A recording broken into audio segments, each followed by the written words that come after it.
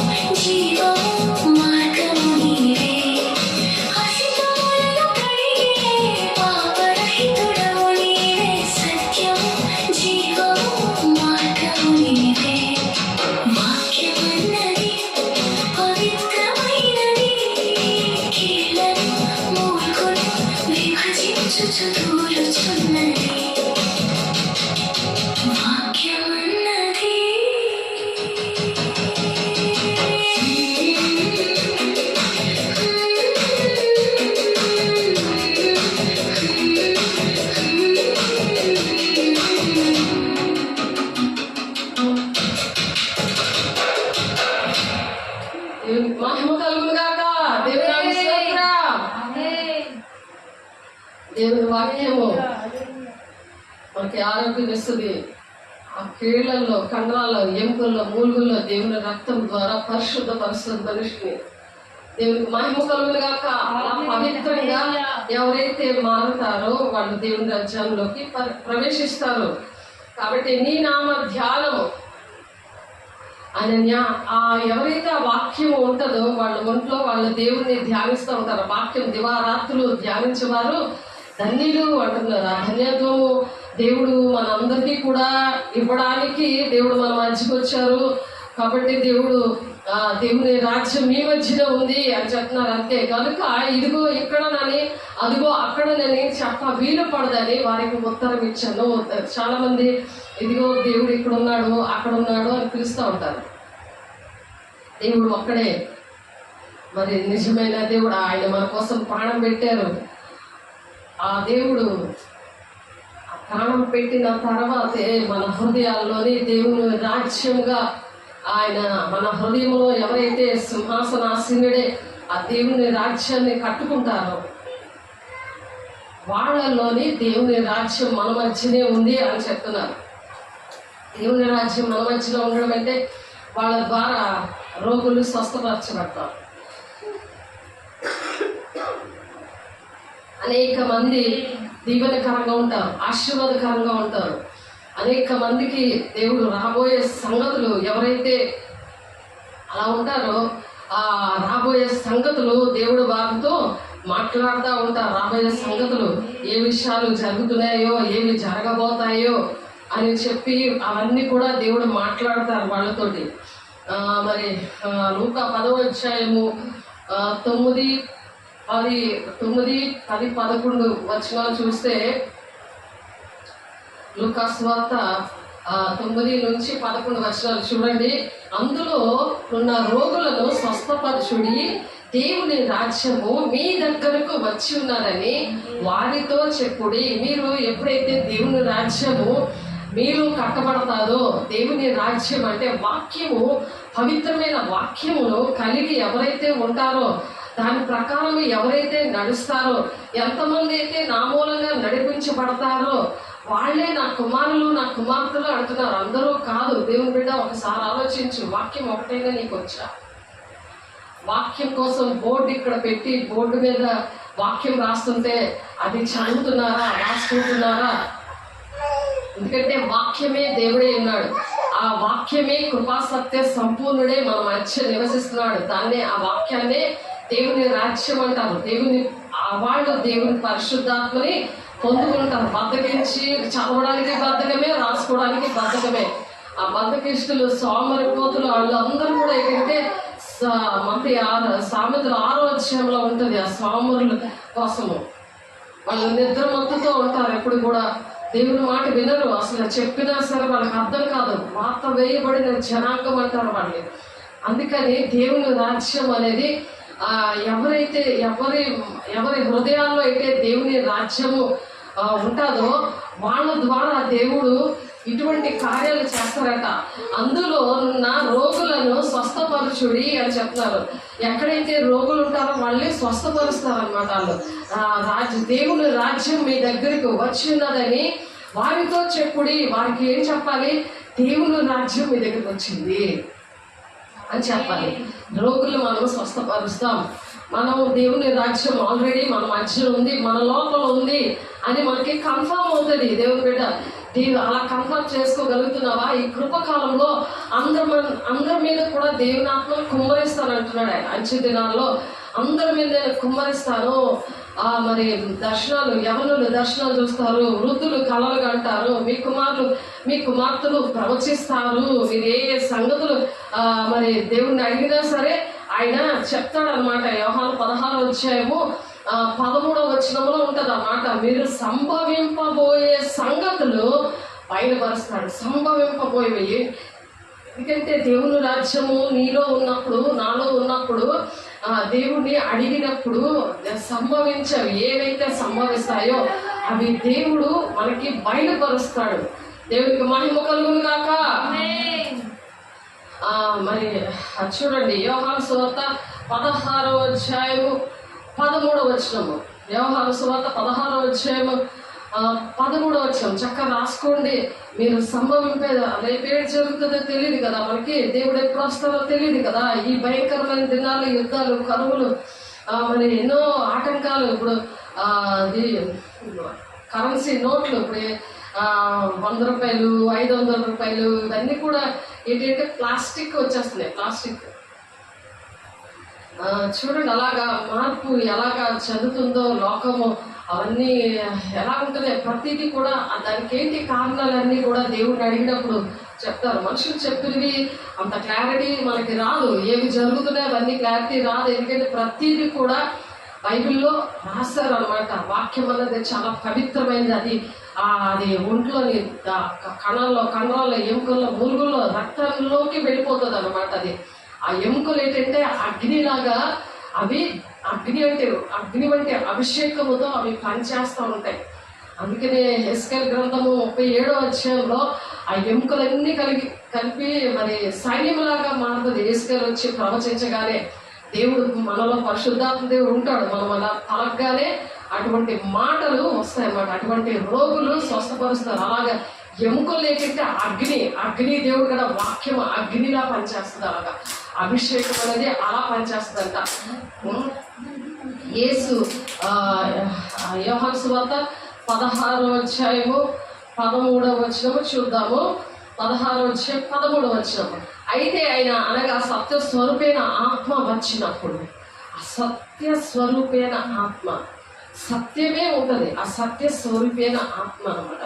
ఆ పరిశుద్ధాత్మ దేవుడు మనలో ఉన్నప్పుడు ఆ దేవుని రాజ్యము మనలో కట్టబడుతూ ఉంటుంది. అయితే ఆయన అనగా సత్య స్వరూపైన ఆత్మ వచ్చినప్పుడు మిమ్మల్ని సర్వ సత్యంలోనికి నడిపిస్తుంది. ఎందులో నడిపిస్తుంది? అబద్ధం అనేది, అబద్ధానికి జనకుడు సాతానుడు. అబద్ధాలు ఆడుతూ ఉంటారు. వాళ్ళ కంపల్సరిగా దెయ్యం ఉంటుంది. కంపల్సరిగా అలా దెయ్యం ఉంటుంది అనమాట. వాళ్ళు మోసం చేస్తారు. ప్రతి చిన్నదానికి అబద్ధం ఆడుతూ ఉంటారు.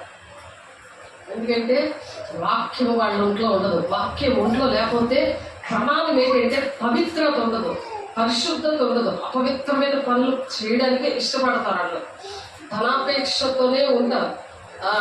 అపవిత్రమైన పనులు డబ్బులు ఇస్తే చాలు, నేను ఏదైనా చేసేస్తానంటారు. అక్కడ చాలా పరిశుద్ధాత్మ దేవుడు దుఃఖపడి వెళ్ళిపోతాడు. ఎప్పుడైతే మిమ్మల్ని నడిపిస్తున్న ఆత్మీయ తల్లి ఇక్కడ ఏడిస్తే మళ్ళీ మీకు పరిశుద్ధాత్మ దేవుడు వస్తున్నాడు. లేకపోతే అది ఎంతకాలం, అది ఎంతకాలం స్టాండర్డ్గా క్రీస్తు అనే బండ మీద నిలబడిపోవాలి. రేపొద్దున తుఫాన్ లాంటి శ్రమలు ఏమైనా వస్తే అప్పుడు చల్లదు, కూలిపోతుంది అనమాట ఆ జీవితం. ఆ కూలిపోయిన జీవితంలో ఉన్నప్పుడు దేవుని రాజ్యం అయితే దక్కదు. అందుకనే ఇహలోకంలోనే దేవుని రాజ్యంగా నేను ఉన్నానా లేదా అనేది చెక్ చేసుకోవాలి. కాబట్టి మరి సత్య స్వరూపైన ఆత్మ వచ్చినప్పుడు మిమ్మల్ని సర్వసత్యంలోనికి నడిపిస్తుంది.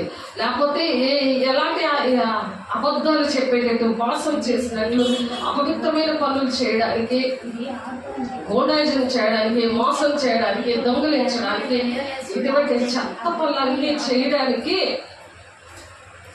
అలాంటివి ఏమీ చేయకుండా ఉండాలని దేవుని రాజ్యం అంటే పరిశుద్ధమైన రాజ్యం. అది పరిశుద్ధ పట్టణం. అది నీ ఒంట్లోనే దేవుని ఆలయంగా కట్టబడుతూ ఉంటుంది. అలా వాక్యము చేత ఆ వాక్యం అనే పవిత్రత అనేది నీలో ఉంటుంది. ఆ వాక్యం నీ త్రోవలకి వెలుగ్గా ఉంటుంది. నీ హృదయంలో ఒక దీపంలాగా ఎప్పుడు కూడా వెలుగుతూ ఉంటుంది అనమాట. సర్వ సత్యంలోనికి నేను నడిపిస్తూ ఉంటుంది. ఆయన తనంతట తానే ఏమీ బోధింపక, ఆ పరిశుద్ధాత్మ దేవుడు తనంతట తానే ఏమీ బోధించాడు. వేటిని వినినో వాటిని బోధించి సంభవింపబోయే సంగతులను మీకు బయలుపరుస్తాడంట. దేవునికి మహిమ కలుగును గాక. సంభవింపబోయే సంగతులు, నీకు ఏ ప్రమాదం వస్తుందో, ఏ శోధన వస్తుందో, ఏ ఆశీర్వాదం వస్తుందో, దేవుని రాకడ ఎప్పుడు వస్తుందో, దేవుని మరి దేశం కోసం ప్రార్థన చేస్తే దేశం కోసం చూపిస్తారు. ఎన్నో విషయాలు అలాగే చూపించారు. శారీరకమైనవి మరణం ఏలుబడి చేసింది చూపించారు. ఎవరు గెలుస్తారో ఆ విషయాలు చూపించారు. రాజకీయంగా కూడా ఆయన నా వాటిలోనివి తీసుకొని మీకు తెలియజేయను గనుక నన్ను మహిమపరచును. ఎప్పుడైతే దేవుడు అటువంటివన్నీ మనకు తెలియజేస్తారో వాటిలోనే తీసుకొని మీకు తెలియజేయండి. పరిశుద్ధాత్మ దేవుడు ఏంటి మనం ఏది అడుగుతుంటామో అవన్నీ కూడా తీసుకొని వచ్చి అవన్నీ కూడా మనకి తెలియజేస్తాడు. కనుక నన్ను మీరు మహిమపరుస్తారు. తండ్రికి కలిగినవన్నీ నావి, అందుచేత ఆయన నా వాటిలోనివి తీసుకొని మీకు తెలియజేయనని నేను చెప్పి తిని అంటున్నాను. కాబట్టి తండ్రి దగ్గర ఉన్నవన్నీ కూడా మనకి తండ్రి దగ్గర నుంచి పరిశుద్ధాత్మ దేవుడు మనకి తెలియజేస్తాడంట. కొంచెం కాలమైన తర్వాత మీరే నన్ను చూడరు, మరి కొంచెం కాలములకు నన్ను చూచెదరు అని యేసయ్య చెప్తున్నారు. కొంతకాలమే నన్ను చూస్తారని చెప్పి ఈ విషయాలన్నీ కూడా యేసయ్య చెప్తున్నారు. కాబట్టి ఆయన శిష్యుల్లో కొందరు కొంచెం కాలమైన తర్వాత నన్ను చూడరు, మరి కొంచెం కాలంలో నన్ను చూచెదరు, నేను తండ్రి యొద్దకు వెళ్ళిచ్చున్నాను నీవు ఆయన మనతో చెప్పుచున్న మాట ఏమిటని ఒకరితో ఒకటి చెప్పుకుంటున్నారు. ఏంటి తండ్రి దగ్గరికి వెళ్తాను, నేను మళ్ళీ చూడరు అంటున్నారు, తర్వాత చూస్తాను అంటున్నారు. అంటే మొదటి రాకడలో యేసయ్య వచ్చినప్పుడే దేవుని రాజ్యము వచ్చేసింది. మనకి పాపం నుండి శాపం నుండి దేవుడు విడిపించి దేవుని రాజ్యానికి వారసులుగా చేయడానికి మన పరిశుద్ధపరిచాడు దేవుడు. మరి ఆ పరిశుద్ధతని మరి భయముతోనూ వణుకుతోనూ ఆ రక్షణని కాపాడుకోవాలని పరిశుద్ధాత్మ దేవుడు సహాయాన్ని మనకి ఆదరణకర్తను మనకి ఇచ్చాడు అనమాట. కాబట్టి చాలా మంది ఇవన్నీ కూడా తెలియక మరి దేవుడు కావాలి, మరి నేను లోకంలో ఉంటాను అంటారు, భూ సంబంధమైనవి వెతుకుతాను అంటారు. కానీ తండ్రి చిత్తం ఏంటో అర్థం చేసుకోవడానికి మరి పరిశుద్ధాత్మ దేవుడే సహాయం చేస్తాడు. అంటే మీరు ఏ పట్టణంలో ప్రవేశించినప్పుడు వారు మిమ్మల్ని చేర్చుకొనకపోయి ఎడల మీరు దాని వీధుల్లోనికి పోయి మా పాదములు అంటే మీ పట్టణపు ధూళిని కూడా మీ ఎదుటినే దులిపివేయుచున్నాము అంటున్నారు. అందుకనే ఎవరికి తెలియదు అనమాట. చాలా మంది ఇవి రిజెక్ట్ చేస్తారు, వద్దు మాకు అవసరం లేదు అంటారు. అందుకని ఆ పట్టణపు గతి కంటే సొదొమోను పట్టణపు గతి ఆ దినమున ఓర్వదగినది ఉండదని మీతో చెప్పుచున్నాను. చాలా మందికి అటువంటి పరిస్థితులు తెలియవు. దేవుని యొక్క రాజ్యము మన మధ్యన ఉంది అనే విషయాలు వాళ్ళు గెస్ట్ చేయరు. ఎందుకంటే వాళ్ళ మనోనేత్రాలు గుడ్డితనము కలుగు చేస్తుంది యుగ సంబంధమైన దేవత. అందుకని వాళ్ళ మనోనేత్రాలు గుడ్డిగా ఉంటాయి. దేవుడు నమ్ముకున్న పేరే కానీ వారికి చాలా మందికి దేవుని రాజ్యం మన మధ్యన ఉన్నదంటే వాళ్ళు మనం చెప్తే వినరు, వాళ్ళు అర్థం చేసుకోరు. అర్థం చేసుకోవడానికి దేవుడు వారి హృదయమును తెరవలేదు. ఎందుకంటే వాళ్ళకి దేవునికి ఇష్టంగా లేరు. దేవుడు ఉన్నారులే అనేసి ఏదో నామకార్థంగా బ్రతికేస్తారు తప్ప దేవుడితో మాట్లాడే అనుభవం అనేది లేకుండా ఉంటుంది వాళ్ళ జీవితాల్లో. అందుకని వాళ్ళకి తెలియదు అనమాట. తెలియలేని వాళ్ళకి చెప్పాలి. వారి దేవుని వాక్యం ఏంటంటే మరి మత్తయి సువార్త 13వ అధ్యాయంలోని సాతానుడు గురుగులు విత్తి వెళ్ళిపోతాడు. ఆ గురుగుల్లా పెరుగుతూ ఉంటారు అనమాట. అది ఇంటిలోనే కావచ్చు, ఇంట్లోనే గోధుమలు ఉంటాయి, గురుగులు ఉంటాయి. అంటే వాక్యము తెలియలేని వాళ్ళు ఉంటారు. వాళ్ళు ఎదుగుతా గురుగులు గోధుమలు రెండు కూడా ఒకలాగే ఉంటాయి. ఇద్దరు దేవుని నమ్ముకున్నట్టే ఉంటారు. కానీ మర్మాలు అనేవి దేవుని రాజ్యం ఎవరిలో అయితే కట్టబడిందో వాళ్ళకి తెలుస్తాయి, మిగిలిలోనికి తెలియవు. ఈ విషయాలు తెలియట్లేదంటే గురుగుల్లాగా నేను పెరుగుతున్నాను అని అర్థం చేసుకోవాలి. దేవుని బిడ్డ నువ్వు గోధుమలాగా ఉంటే దేవుని రాజ్యం నీలో ఉన్నట్టు లెక్క. ఒకసారి చూడండి మత్తయి 13వ అధ్యాయంలో దేవుడు ఒక ఉపమానం చెప్పారు. విత్తవాడి కోసం ఉపమానం చెప్పారు. విత్తనాలు అంటే వాక్యం అన్నమాట. ఆ వాక్యము విత్తుతా ఉంటే అక్కడ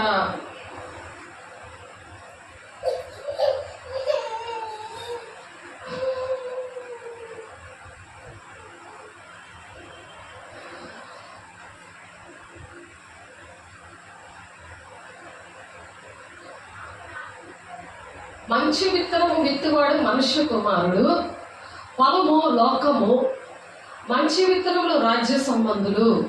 38వ వచనము. మంచి విత్తనాలు రాజ్య సంబంధులు. ఆ రాజ్య సంబంధులు ఇంటిలో కొంతమంది ఉంటారు. వాళ్ళు ప్రార్థన చేస్తుంటే ఈ గురుగులు ఉన్నవాళ్ళు ఏంటంటే నా కోసం ప్రార్థన చేసేస్తున్నారు కదా, నేను ప్రార్థన చేయలేక్కర్లేదు అనుకుని పడుకుంటారు. వాళ్ళు టీవీ చూసుకుంటారు, సినిమాలు చూస్తారు, బూతులు ఆడతారు, అబద్ధాలు ఆడతారు, పేరుకే దేవుడు నమ్ముకున్న పేరుకే ఉంటారు. దేవుడు అంటే ఇష్టం ఉండదు, దేవునికి ఇష్టంగా నడవలేరు. దేవుని రాజ్యము ఎవరిలోనైతే ఉంటుందంటే వాక్యము ఎవరిలో అయితే ఫలిస్తుందో, ఎవరైతే అది వాక్యం వింటారో, వాక్యాన్ని ఎవరైతే ధ్యానిస్తారో, వాక్య ప్రకారం ఎవరైతే నడుస్తారో, నడవడానికి ఇష్టపడి ఒక సాక్షిగా దేవుని మాటలు ప్రకటిస్తారో వాళ్ళు దేవుని రాజ్య సంబంధాలు అంట. మంచి విత్తనంగా ఉంటారు రాజ్య సంబంధులు. గురువులు దుష్టుని సంబంధులు. అయితే వాటిని విత్తిన శత్రువు అపవాది. అపవాది వచ్చి నువ్వు నిర్లక్ష్యంగా ఉన్నప్పుడు, నువ్వు వాక్యం వింటున్నా సరే వచ్చి గురుగులు విత్తిపోతాడు. గురుగులు ఎలాగో కూర్చోబడినవి అగ్నిలో కాల్చివేయబడునో అలాగే యుగ సమాప్తి యందు జరుగును. ఆ యుగ సమాప్తిలోని ఆ గురుగుల్ని కాల్చేస్తారంట. అంటే నరకము ఉంటుంది. అంటే గురుగుల్లాగా ఉండకూడదు. అంటే సేమ్ దేవుని పిల్లలు గురుగుల్లాగా పెరుగుతారు, గోధుమల్లాగా కూడా పక్క పక్కనే ఉంటారు. చర్చిలోనేటి, కుటుంబంలోనేటి, సంఘంలోనేటి, ఉద్యోగంలోనేటి, ఎక్కడైనా సరే ఇద్దరు ఒకలాగే కనిపిస్తారు. ఎందుకంటే ఆ గురుగులు గోధుమల మొక్కలు రెండు కూడా సేమ్ ఒకలాగే ఉంటాయి. కానీ అది ఎప్పుడైతే దాంట్లోని ఆ గింజలు వస్తాయో అప్పుడే తెలుస్తుంది. కానీ అలాగే ఎప్పుడైతే దేవుడు రాకడ వస్తుందో అప్పుడే వాళ్ళు ఎవరో తెలుస్తుంది అనమాట. వాళ్ళు పెళ్లి కుమార్తె సంఘంలో ఎత్తబడరు. అందుకనే రాజ్య సంబంధంలాగా మరి దేవుని రాజ్యము నాలో ఉందా లేదా, పరిశుద్ధాత్మ దేవుడు నాలో ఉన్నాడా లేదా, దానికి వాక్యమే సత్య స్వరూపైన ఆత్మ ఎలా వస్తుందంటే సర్వ సత్యంలోనికి నడిపిస్తాది. అంటే సత్యవాక్యాన్ని అవలంబించాలి. సత్యవాక్యాన్ని మరి సత్యవాక్యం కోసమే ఆరాటపడాలి. అటువంటి వాక్యమే వినాలి. అటువంటి సంఘానికే వెళ్ళాలి. గురుగులు ఎలాగో కూర్చబడి అగ్నిలో కాల్చవేయబడినో అలాగే యుగ సమాప్తి యందును జరుగును. ఆ గురుగులన్నీ కూడా ఆ యుగ సమాప్తి యందు అవి కాల్చవేయబడతాయి అన్నమాట. యుగ సమాప్తి అనేది యుగాంతము రాబోతుంది కదా, అప్పుడు ఇవన్నిటిని కూడా కాల్చేస్తారంట. అందుకని వాటిని విత్తిన శత్రువు అపవాది. కోత యుగ సమాప్తి, కోత కోయేవారు దేవదూతలు. దేవదూతలు వచ్చి కోత కోస్తారు. ఎవరైతే దేవుని బిడ్డలుగా దేవుని రాజ్య సంబంధంగా ఉన్నారో వాళ్ళ విషయంలో దేవుని రాజ్యానికి తీసుకెళ్ళడానికి దేవదూతలు మరి పరిశుద్ధాత్మ దేవుడు సహకారిగా ఉంటారు. దేవునికి మహిమ కలుగును గాక. మనిషి కుమారుడు తన దూతల పంపును, వారాయన రాజ్యములో నుండి ఆటంకములకు సకలమైన వాటిని దుర్నీతి పనులను సమకూర్చి అగ్నిగుండంలో పడవేయుదురు. ఎప్పుడైతే వాక్యం వినాలంటే దేవుని సన్నిధికి రావాలి కదా, దేవుని సన్నిధికి రావాలి కదా. మరి వాక్యం వారు వినకపోతే వాళ్ళు ఎక్కడికి వెళ్తారు? ఒక ఇంటిలోనే ముగ్గురు విరోధంగా ఉంటారని అందుకే వాక్యం ఉంది. గోధుమలు గురుగులు ఒకలాగా సేమ్ మనుషుల్లాగే ఉంటారు. కానీ ఒకరిలోని సాతానుడు పెరుగుతూ ఉంటాడు, ఒకరిలోని దేవుడు ఉంటాడు. దేవుడి సంబంధమైన విషయాలు చేస్తారు. అందుకని ఆటంకములు మనుష్య కుమారుడు తన దూతల పంపును, వారాయన రాజ్యములో నుండి ఆటంకంలో సకలమైన వాటిని దుర్నీతి పనులను సమకూర్చి అగ్నిగుండంలో పడేస్తారు ఈ దూతలు. అక్కడ ఏడుపును పండ్లు కొరిటి ఉంటాయి అన్నమాట. అప్పుడు నీతిమంతులు తమ తండ్రి రాజ్యంలో సూర్యుని వలె తేజరిల్లుతారంట. సూర్యుని వలె తేజరిల్లుతారు. నీతిమంతులు ఎంతో శ్రమ పెడతారు. వాళ్ళ మాట ఎవరు కూడా వినరు, వాళ్ళకి ఏ విషయంలో సహకరించరు. కాబట్టి దేవుని బిడ్డ నువ్వు బాధపడకు. దేవుని వాక్యం నువ్వు చదువుతున్నావు కాబట్టి నీకు అర్థమవుతుంటుంది. ఏంటి నేను ఎంత కష్టపడుతున్నా నా మాట ఎవరు వినరు అని బాధపడుతున్నావేమో. నీవు ఎలా ఉంటావంటే నీతిమంతులు తమ తండ్రి రాజ్యంలో సూర్యుని వలె తేజరిల్లుతారట. చెవులు గలవాడు వినుగాక. చెవులు గలవాడు జ్ఞానేంద్రియాలు తెరవబడినప్పుడు దేవుని స్వరం వింటారు. వాళ్ళే కడబోరం మధ్య ఆకాశంలో ఘోరం రోగుతున్నప్పుడు వాళ్ళకే వినబడుతుంది. తండ్రి యేసయ్య వస్తారు పెళ్లి కుమార్తె సంఘాన్ని తీసుకెళ్ళడానికి, వాళ్ళకే వినబడుతుంది. ఆ కళ్ళ ద్వారా దేవుడు ఆత్మీయ నేత్రాలు తెరుస్తారు. కాబట్టి యెహోలోకంలోనే దేవుని స్వరము, దేవుని వాక్యము వినేటట్టుగా దేవుని స్వరము వినగలిగేలాగా ఉండాలి. దేవుని చూచే కళ్ళు ఉండాలి. ఆ జ్ఞానేంద్రాలు ఎప్పుడైతే తెరవబడతాయో దేవుడు రాకడ సూచనలు కూడా తెలుస్తాయి వాళ్ళకి. అందుకనే సంభవింపబోయే సంగతులను నేను తెలియపరుస్తాను అంటున్నారు. 13వ వచనంలో, యోహాను సువార్త 16వ అధ్యాయము 13వ వచనంలో మనం చదవం కదా. అందుకనే మనము దేవుడిని అడగాలి. అయితే అనగా సత్య స్వరూపైన ఆత్మ వచ్చినప్పుడు, దేవుని ఆత్మను పొందుకుంటేనే, పరిశుద్ధాత్మను పొందుకుంటేనే దేవుడు ఎప్పుడు వస్తున్నాడో ఆయన స్వరము, ఆయన దేవదూత బోర ఊదినప్పుడు నీకు అర్థమవుతుంది. సర్వ సత్యంలోనికి నడిపిస్తాడు ఆయన తనంతట తానే ఏమీ బోధింపక వేటిని విన్న వాటినే మనకు బోధిస్తూ ఉంటాడు. మనం పరిశుద్ధాత్మ దేవునితో ఉంటే చెత్త అవి ఏమి కూడా వినలేకూడదు. దేవునికి ఇష్టమైనవే వినేస్తాడు అనమాట ఇహలోకంలో. కాబట్టి పరలోక రాజ్యం పొలంలో దాచబడిన ధర్మం పోలి ఉంది. పరలోక రాజ్యము పొలంలో దాచబడిన ధర్మం పోలింది. ఒక మనుషుడు దాన్ని కనుగొని దాచిపెట్టి అది దొరికిన సంతోషంతో వెళ్ళి తనకు కలిగినదంతా అమ్మి ఆ పొలం కొంటాడు. దేవుని రాజ్యం కట్టేవారు ప్రతిదీ అమ్ముతారు. పరలోక రాజ్యము ఆ పొలముతో పోల్చబడింది అనమాట. ఆ పొలం అంటే సంఘము. ఆ సంఘాన్ని విషయంలో బాధ్యతలు వహిస్తారు. ఆ సంఘాన్ని ఎజ్రా గ్రంథంలో ఉంటుంది 3వ అధ్యాయం 8వ వచనంలో 20 సంవత్సరాల నుండి పైబడిన వాళ్ళు, 20 సంవత్సరాల నుండి ఇంకా పైబడిన వాళ్ళు అంటే 20, 30, 40, 50 సంవత్సరాల్లో ఉన్న వాళ్ళు లేవీయులను యెహోవా మందిరపు పనికి నిర్ణయించారు. అక్కడ ఎజ్రా గ్రంథం 3:10లో కూడా మరి ఆ శిల్పకారులో యెహోవా మందిరం యొక్క పునాది వేయడానికి కూడా చాలా ఇష్టపడ్డారు. అక్కడ ఆ పునాదిని వేస్తున్నప్పుడు చాలా 12వ వచనం ఉంటుంది, ఏడ్చారు. అక్కడ చాలా గొప్ప స్వరముతో ఏడ్చారు. అక్కడ దేవుని ఆలయం విషయంలో అలా ఉంటారనమాట. ఆ పొలాన్ని ఆ విధంగా కొంటారు, ఆ పునాదులు వేస్తారు. దేవుని పని విషయంలో దేవుని రాజ్య సంబంధులు ఆ విధంగా ప్రతిదీ కలిగిందంతా అమ్మి ఆ దేవుని రాజ్యాన్ని కట్టడానికి ఆ విధంగా ప్రయాసపడతారంట. అది మనిషిలో దేవుని రాజ్యం ఉంటే, దెయ్యం రాజ్యం ఉంటే నీ స్వార్థం కోసమే నువ్వు బ్రతుకుతావే తప్ప దేవుని రాజ్యం విషయంలో నువ్వు చూడవు. సేవకులను చూడవు, దేవుని రాజ్యాన్ని కూడా నువ్వు పట్టించుకోవు. అది దేవుని రాజ్యం నీకు కావాలంటే ఇప్పుడే నీ దేవుని రాజ్యం నీలో ఉందా? పరిశుద్ధాత్మ దేవుడు నీకు ఎందుకు రావట్లేదు, ఎందుకు నువ్వు పొందుకోలేకపోతున్నావు అంటే సేవకుల మీద నిందలు వేస్తూ ఉంటావు. కానీ నువ్వు దెయ్యం రాజ్యాన్ని కట్టడానికి ఇష్టపడుతూ ఉంటావు, దేవుని రాజ్యం కట్టడానికి ఇష్టం ఉండదు. కాబట్టి మీరు పరలోక రాజ్యం మంచి ముత్యములు కొన వెతుకుచున్న వర్తకుని పోలింది. దేవుడు ముందుగానే ఆ ఉపమాన రీతిలో చెప్తున్నాడు. అతడు మూల్యమైన ఒక ముత్యములు కనుగొని పోయి తనకు కలిగినదంతా అమ్మి దాన్ని కొన్నాడు. ఆ ముత్యాలన్నీ కూడా అమ్మేసి దేవుని మందిరం విషయంలో మరి దేవుని రాజ్యం విషయంలో ప్రయాసపడ్డాడు. మరియు పరలోక రాజ్యం సముద్రంలో వేయబడి నానా విధములైన చేపలను పట్టిన ఒక వలను పోలి ఉంది. అలా ఉపమానాలు చెప్పాడు దేవుడు. అవి జరుగుతూ ఉన్నాయి ఇప్పుడు. చేపలు పట్టిన వల అంటే దేవుని పిల్లలు స్వార్థ చేసే దేవుని పిల్లల్ని దేవుని రాజ్యం అనే పొలంలోనికి తీసుకొని వస్తున్నారు అనమాట. అది నిండినప్పుడు దాన్ని దరికి లాగి కూర్చుండి మంచి వాటిని గంపల్లో చేర్చి చెడ్డ వాటిని బయట పారవేయను. దేవుడు ఏం చేస్తాడు? చెడ్డ దాసుడా అని చెప్పి దేవుని ఆలయంలో కూడా వాళ్ళకి ప్లేస్ ఉండదు, వాళ్ళకి స్థానం ఉండదు. ఎబ్రీ రాసిన పత్రిక 3వ అధ్యాయం 4వ అధ్యాయంలో ఉంటుంది ఆ మాటలు. కాబట్టి అది నిండినప్పుడు దాన్ని దరికి లాగి కూర్చుండి మంచి వాటిని గంపల్లో చేర్చి చెడ్డ వాటిని బయట పారేస్తాడంట. నువ్వు బయట పారేసేటట్టున్నావా? దేవుని రాజ్యంగా కట్టబడడానికి మందిరంలో ఉన్నావా? అది ఒకసారి జ్ఞాపకం చేసుకో దేవుని బిడ్డ. అలాగే యుగ సమాప్తి ఎందుకు కూడా జరుగుతుంది. యుగ సమాప్తిలో కూడా ఈ రాజ్య సంబంధుల్ని కొట్టుల్లో కూరుస్తారు, పరలోక రాజ్యం తీసుకెళ్తారు. మరి వీళ్ళేమో అగ్నిగుండంలో వేస్తారు. దేవదూతలు వచ్చి నీతిమంతుల నుండి దుష్టులను వేరుపరుస్తారట. దేవదూతలు వచ్చి దుష్టులు ఎక్కడెక్కడ ఉన్నారో వాళ్ళందరూ కూడా వేరుపరిచేస్తారు.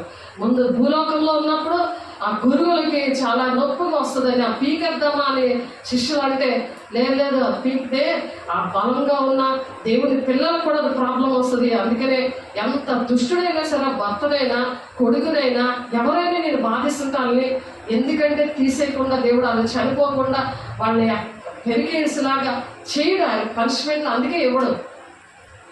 వాళ్ళకి ఏదైనా జరిగితే ఇంట్లో దేవుని బిడ్డ ఉన్నారు కదా, ఆ దేవుని బిడ్డకి చాలా ప్రాబ్లం అవుతుంది, చాలా నింద వస్తుంది, చాలా అవమానం వస్తుంది, చాలా వేదన దుఃఖం వస్తుంది అని చెప్పి దేవుడు వాళ్ళని అలాగే అధిగమిస్తూ ఉంటాడు. ఆ గురుగుల్ని అగ్నిగుండంలో వాళ్ళు కంపల్సరిగా వెళ్ళిపోతారు అనమాట. వాళ్ళ రక్షణ లేనప్పుడు, పరిశుద్ధాత్మ పొందుకోలేనప్పుడు, దేవుని రాజ్యం కట్టడానికి సహకరించలేనప్పుడు జీవ గ్రంథంలో వారి పేరు ఉండదు. ఫిలిప్పి 4:3 ఉంటుంది. వీరిని అగ్నిగుండంలో పడవేయును, అక్కడ ఏడుపును పండ్లు దొరుకుతూ ఉంటాయి.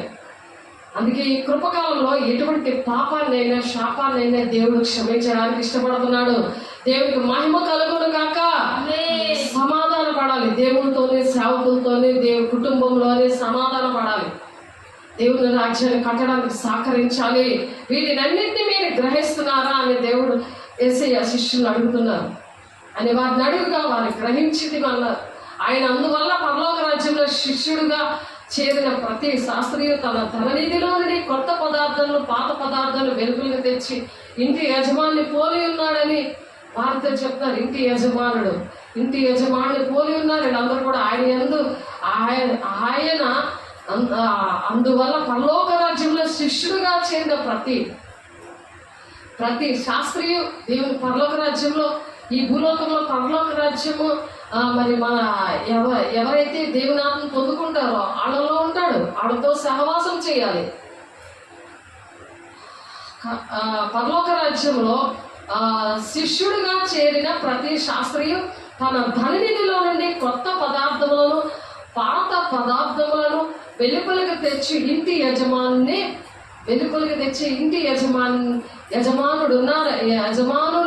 పోలి ఉన్నాడని వారితో చెప్తున్నాడు. ఇదేంటంటే ఉపమానం కూడా పరిశుద్ధాత్మను పొందుకున్న వాళ్ళు, దేవుని రాజ్యంగా కట్టబడుతున్న వారికి ఇవి అర్థమవుతాయి.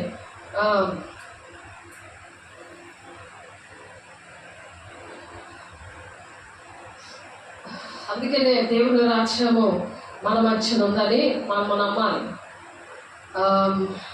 లూకాసు 17:21 ఉంది.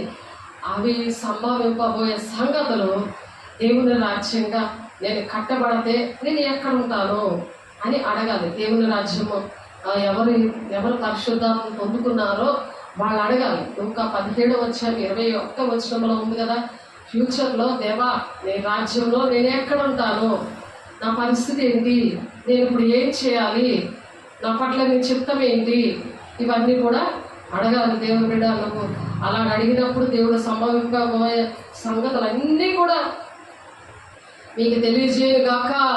ఆమేన్. మత్తయి 10:28 కూడా దేవుని ఆత్మ వలన నేను దెయ్యములను వెళ్ళగొట్టుచున్నాడలా నిత్యంగా దేవుని రాజ్యము మీ యొద్దకు వచ్చి ఉన్నది అంటున్నారు.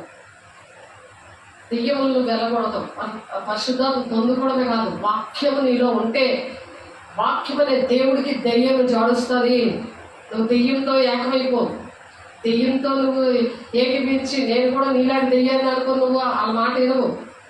గురువులు కదా అవి, అట్లా అగ్నిలో కాల్చేస్తారు కదా, నువ్వు వాళ్ళు ఒకలాగే ఉంటారు, ఒకలాగే భోంచేస్తారు, ఒక దగ్గరే పడుకుంటారు, మరి ఒక ఇంట్లోనే ఉంటారు, ఒక సంఘంలోనే ఉంటారు, కానీ ఆ గురువులాగా పక్కన పెరుగుతూ ఉంటారు.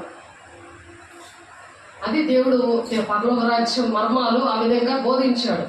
దేవుని ఆత్మ వల్ల నేను దెయ్యములు వెళ్ళగొడుచున్నాయని నిత్యంగా దేవుని రాజ్యము మీ వద్దకు వచ్చినది. వాళ్ళు నేను బాధ పెడుతున్నప్పుడు అలా ఉన్న దెయ్యాలను వెళ్ళగొడతాం అనమాట. ఆ విధంగా అప్పుడు నీకు దేవుని రాజ్యం నా దగ్గర ఉందన్నమాట, నాలో ఉన్నాడనమాట అని నీకు కన్ఫర్మ్ అవుతుంది. అలా కన్ఫర్మ్ అవుతుంది. అలాగే దేవుడు మాకు నేర్పించాడు. అందరిని బట్టి దేవునికి మహిమ కలుగును గాక. వాళ్ళకి ఏంటంటే దేవుని రాజ్యము కట్టడమే ఒక ఆశగా ఉంటుంది వాళ్ళలోని. ఆ పరిశుద్ధాత్మ మీద ఆనందం అనమాట అది. అలా చేయడము పరిశుద్ధాత్మ మీద ఆనందంగా ఉంటుంది. వాళ్ళ భోజనం విషయంలోని ఏదైనా తాగుదాము అలాంటి విషయాల్లో ఆసక్తి చూపించరు. రోమీయులకు రాసిన పత్రిక 14:17 దేవుని రాజ్యము భోజనమును పానమును కాదు కానీ నీతియు సమాధానమును పరిశుద్ధాత్మ యందలి ఆనందమై ఉన్నది అంటాడు. నీతి సమాధానం, నీతిగా ఉండి అందరితో సమాధానం ఉండాలి. అందరినీ ప్రేమించడం, క్షమించడము, వారికి దేవుడికి విడిచిపెట్టడం. వారి వింటే వింటారు, లేకపోతే దేవునికి విడిచిపెట్టేస్తాం అంతే. దేవుడు వాక్యము వాళ్ళకి ప్రకటిస్తాం అంతే. వాళ్ళే సరి చేసుకోవాలి, వాళ్ళే, అంతకన్నా ఇంకే మార్గం ఉండదు వాళ్ళకి. కాబట్టి మరియు ఆయన తన శిష్యులతో ఇట్టే, నేను మనిషి కుమారుని దినములో ఒక దినము చూడవాలని మీరు కోరి దినములు వచ్చును, కానీ మీరు ఆ దినమును చూడరు, ఆ దినమును చూడరు. వారు ఇదిగో ఎక్కడనని అదిగో అక్కడనని మీతో చెప్పిన వెళ్ళకుడి, వెంబడింపకుడి. ఆకాశం కింద ఒక దిక్కు నుండి మెరుపు మెరిసి ఆకాశం కింద మరి ఒక దిక్కునికి ఎలాగ ప్రకాశించునో అలాగిన మనుష్య కుమారుడు తన దినము ఉండును.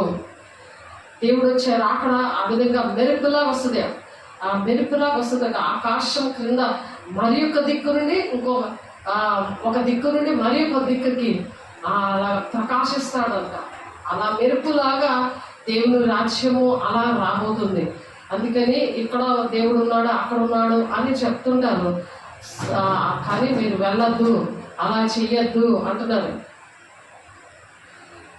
ప్రతి ఒక్కరు కూడా మరి దేవుని రాజ్యము విషయంలో మరి దేవుడు సిద్ధపడతా ఉంటే వాళ్ళని సిద్ధపడిన సంఘం విషయంలో దేవుడు ప్రకటన గ్రంథము 11వ అధ్యాయంలో 15వ వచనంలో ఉంది చూడండి. 7వ దూత బోర ఊదుతుంది అనమాట.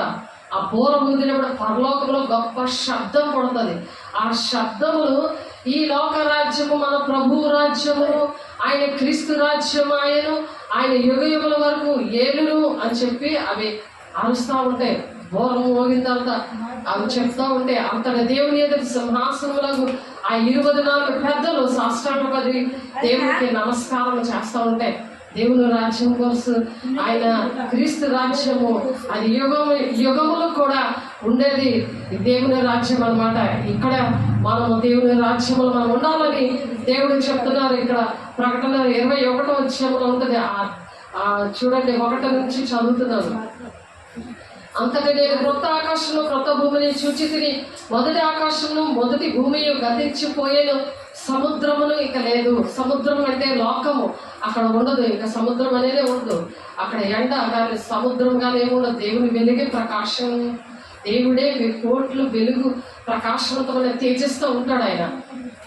మరియు నేను నూతనమైన యెరూషలేమును, ఆ పరిశుద్ధ పట్టణమును తన భర్త కొరకు అలంకరింపబడిన పెళ్లి కుమార్తెలు సిద్ధపడి పరలోకమందున్న దేవుని యొద్ద నుండి దిగి వచ్చుట నేను చూస్తున్నాను అంటాడు.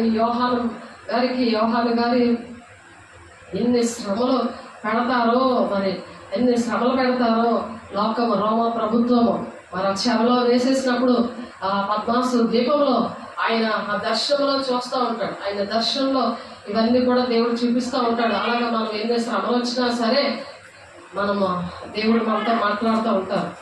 దేవుడు బిడ్డ అవన్నీ కూడా సూర్యుని వలె తేజరిల్లుతామన్నమాట. ఏ శ్రమలు వచ్చినా ఏమొచ్చినా పరిశుద్ధాత్మ దేవుడు ఆదరిస్తాడు, కన్నీరు తుడుస్తాడు, నడిపిస్తాడు, మరి ప్రతి విషయంలో సహాయం చేస్తాడు, ప్రతిని కూడా పోషిస్తాడు. కాబట్టి మన నూతనమైన యెరూషలేమును, ఆ పరిశుద్ధ పట్టణము తన భర్త కొరకు అలంకరింపబడిన పెళ్లి కుమార్తె వలె సిద్ధపడి పరలోకమందున దేవుని యొద్ద నుండి దిగి వచ్చిట చూచి తిని అంటున్నారు. అప్పుడు ర్యాప్చర్లో కనురెప్ప పాటులో దేవుడు మనల్ని తీసుకెళ్ళినప్పుడు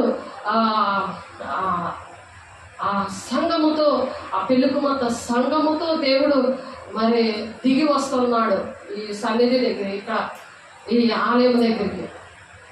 పెళ్లి కుమార్తె సిద్ధపడి పరలోకమందున దేవుని యొద్ద దిగి వచ్చుట చూచి తిని అప్పుడు ఇదిగో దేవుని నివాసము మనుషులతో కూడా ఉన్నది. మనుషులతో ఉంటాడు ఆయన, మనుషులతో దేవుని నివాసం ఇది. ఇందులో దేవుని నివాసంలో మనుషులతో కూడా ఉన్నది. ఆయన వారితో కాపురం ఉండదు, వారు ఆయన ప్రజలైందురు. దేవుడు తానే వారి దేవుడై ఉండి వారికి తోడై ఉండేను. ఇంకా ఎవరు తోడు అవసరం లేదు. పరిశుద్ధాత్మ దేవుడు కూడా ఉండడు అక్కడ. యేసయ్య తోడుగా ఉంటాడు.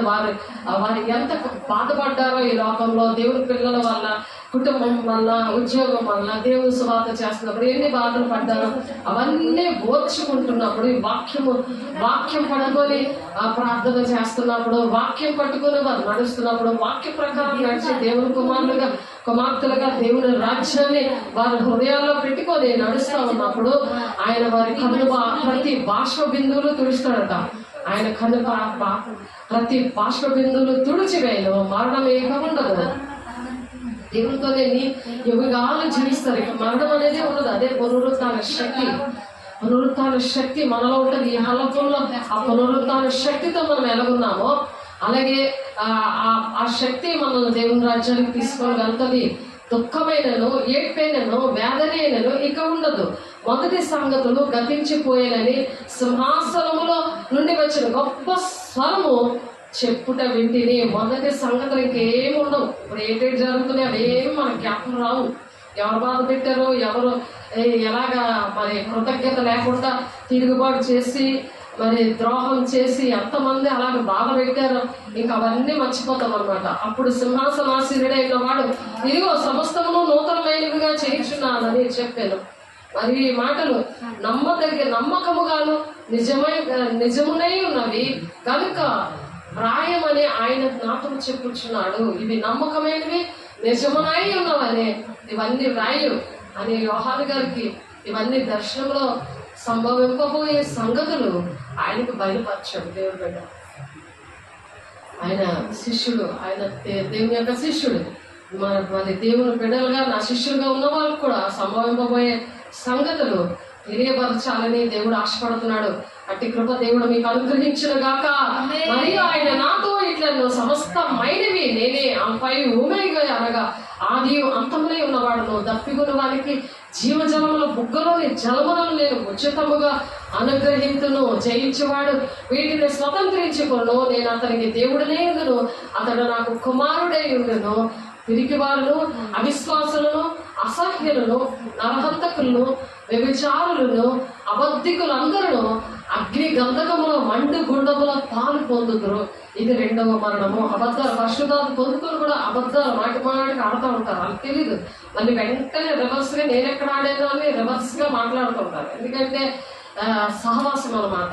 దేవుని పిల్లలతో ఉన్నప్పుడు దేవుని పిల్లలుగా ఉంటారు.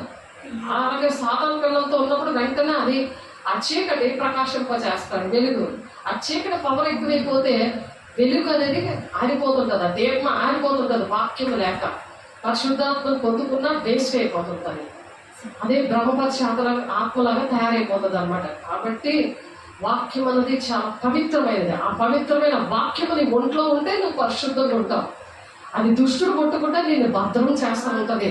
అలా భద్రం చేయాలని దేవుడు ఆశపడుతున్నాడు. నా వెలుగుని, ఆ వెలుగు ఏంటంటే ఆ చీకటి మీద పడాలి, ఆ చీకటిలో ఉన్న ప్రకాశింపచేయాలి. కానీ రివర్స్ అయిపోతుంది. వాక్యం లేక రివర్స్ కేసు అయిపోతుంది. అందుకని మనం ఏంటంటే వాక్యం అన్నది చాలా పవిత్రమయంగా భావించి వాక్యాన్ని అంగీకరించాలి. వాక్య ప్రకారం నడుస్తున్నామో లేదా మనం చూసుకోవాలి. మరి ఆ పట్టణంలో ఎలా ఉంటుందంట, ఆత్మవశుడిపై ఉండి ఎత్తైన గొప్ప పర్వతం మీద కొనుక్కోబడ్డాడంట ఆయన. యెరూషలేము పరిశుద్ధ పట్టణము దేవుని మహిమ గలది, పరలోకమందున దేవుని యొద్దనుండి దిగివచ్చడం చూస్తున్నాడు. ఆ యెరూషలేము పట్టణం అది దిగివచ్చడం రావడం చూస్తున్నాడు. దాని అందరి వెలుగు, ఆ వెలుగు ఎలా ఉందంట, దగ దగ దగ దగ దగ మెరుస్తా ఉందంట.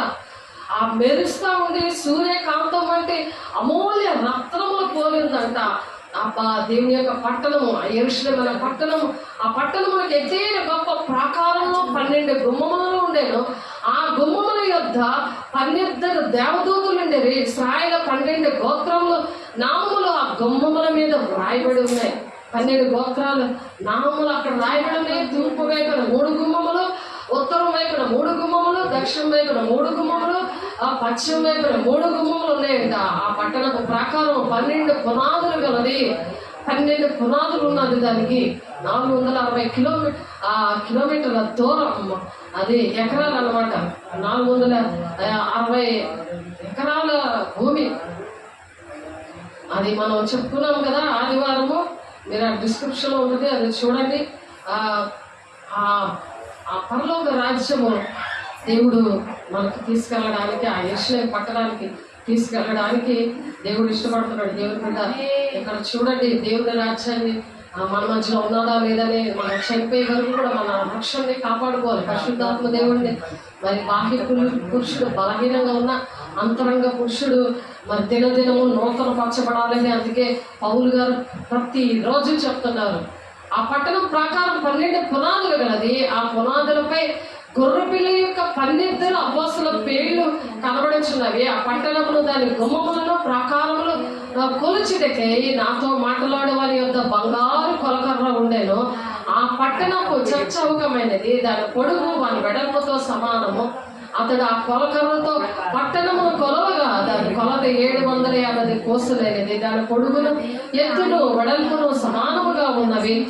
మరియు అతడు ప్రాకారమును కొలవగా అది మనుష్యుని కొలత చొప్పున 144 మూరలైనది.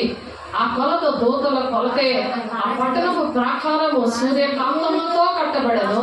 పట్టణము స్వచ్ఛముగా స్ఫటికతో సమానమైన శుద్ధ సువర్ణము. ఇక్కడ మనం ఎల్లోగా ఉంటుంది మన బంగారం, కానీ వైట్ గా ఉంటది ఈ బంగారము. ఆ బంగారంతో రోడ్లు ఆ బంగారంతో కట్టబడింది అనమాట ఈ పరలోక రాజ్యం. ఆ పట్టణము ప్రాకారము పునాదులు అమూల్యమైన నానావిధ రత్నములతో అలంకరింపబడి ఉండను. మొదటి పునాది సూర్యకాంతపు రాయి, రెండవది నీలము, మూడవది యమునారాయి, నాలుగవది పచ్చ, ఐదవది వైడూర్యము, ఆరవది కెంపు, ఏడవది సువర్ణ రత్నము, ఎనిమిదవది గోమేధికము, తొమ్మిదవది పుష్యరాగము, 10వది సువర్ణల సునీయము, 11వది పద్మరాగము, 12వది సుగంధము. దాని 12 గుమ్మములు 12 ముత్యములు. ఒక్కొక్క గుమ్మము ఒక్కొక్క ముత్యములతో కట్టబడి ఉంది. ఒక్కొక్క ముత్యంతో ఒక్కొక్క గుమ్మము కట్టబడి ఉంది. చూడండి, అటువంటి పట్టణానికి వెళ్ళడానికి మనం ఎంత జాగ్రత్తగా ఉండాలి. దేవుని రాజ్యము మనలో ఉందా లేదా అని మనం ప్రతి దినము చెక్ చేసుకోవాలి కదా. రోగులు స్వస్థపరచాలి, దెయ్యాలు వెళ్ళగొట్టాలి. వాళ్ళ దేవుని రాజ్యం మన మధ్యనే ఉందని మనము ప్రూఫ్ చేసుకోవాలి. మనలో ఉన్నాడా, దేవుడు ఉన్నాడా, దుఃఖపడి వెళ్ళిపోయాడా, అది గమనించుకోవాలి. బ్రహ్మత్య ఆత్మతో అది కూడా ఆ సేమ్ దేవుని ఆత్మలాగే యాక్ట్ చేస్తుంది లూసిఫర్కి అన్నీ తెలుసు కదా. అలాగే మీకు కూడా తెలుసు కదా. అది దూరిపోయి వాక్యము నాకు వచ్చు, పాటలు వచ్చు, నేను పరిచయం చేస్తాను, చర్చకు వస్తాను, అన్ని కూడా ఉంటుంది. బ్రహ్మత్య ఆత్మ, లూసిఫర్ ఆత్మ.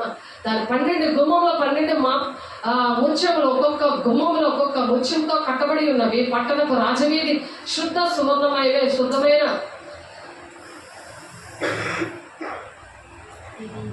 శుద్ధమైన స్ఫటికము పోలి ఉన్నది. దానిలో ఏ దేవాలయము నాకు కనబడలేదు.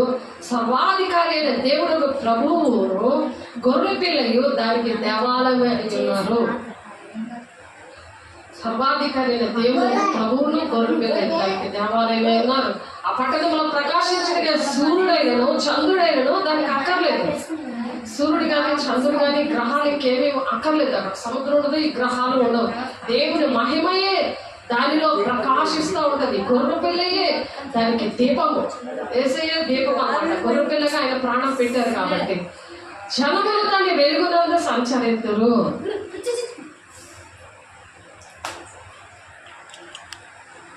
జనములు ఏం చేస్తారు? తమ వెలుగునందు